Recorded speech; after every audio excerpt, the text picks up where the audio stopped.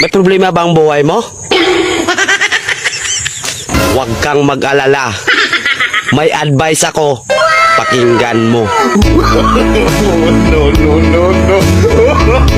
Alam nyo, ganyan talaga ang buhay.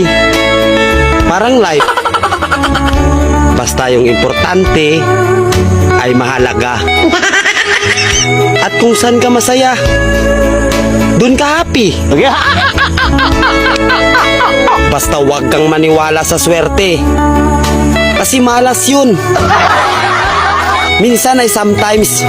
Kaya matuto tayong tumanggap ng acceptance.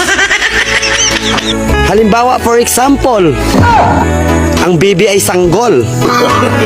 So kung di mo intindihin, you don't understand. Basta kaibigan, lagi mong tatandaan that wherever you go are there. At the end of the day, ay gabi na. At alam mo, walang umaga sa Japan. Kasi lahat sila ay hapon.